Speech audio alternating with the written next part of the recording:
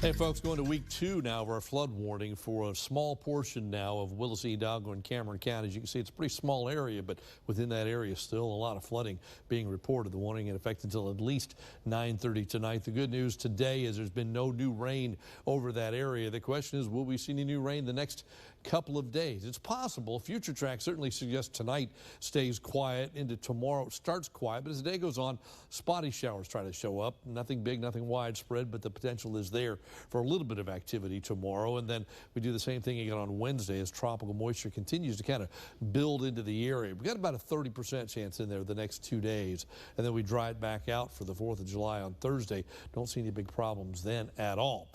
What we're watching is the disturbance sitting right here right now. So on the east side of it, the moisture is moving north. On the other side, what it fires up is moving down toward the south, and we're kind of in the calm between the two right now. The models take that area and kind of drift it off to the northwest, and then eventually it goes away. So the moisture goes up the Texas coast from the coastal bend all the way up into the Houston area, and we're getting sideswiped by it.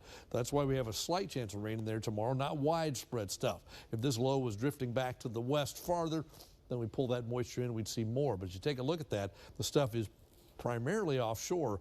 We're between the high to the east and the high to the west, and this is the weakness between the two. So we go forward to Wednesday, and again, the trough starts to lift a little bit more to the north, and with it, a lot of the moisture goes in that direction, mainly on the east side of it. Again, Wednesday, I think there's still potential for an isolated shower or thunder shower. There's a lot of available moisture in the atmosphere because we have that southerly flow as well.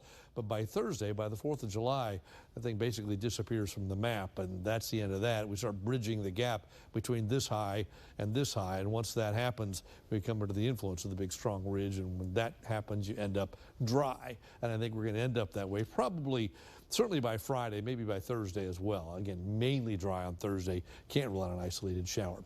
Here, current temperatures around the valley: 88 in Port Isabel, 90 right now in Weslaco, 93 McAllen. Low temperatures tonight are going to end up in the mid to upper 70s again, except on the beach about 80. And then tomorrow, highs back in the 90s. If you get caught in a shower, thunder shower, you will cool off. And if it does rain, the rain could be heavy. That's the issue with this rain, is that if it does come down, you could pick up quite a bit in a hurry. It keeps moving, but it's heavy rain. Temperature-wise, the next 3 days, 94, 94, and 96. So your first 1-5 AccuWeather forecast for tonight: 77, just partly cloudy skies. Southeast winds about 5 to 15. Then tomorrow, partly cloudy with spotty thunderstorms. 94 for your high temperature. Southeast winds at 10 to 20.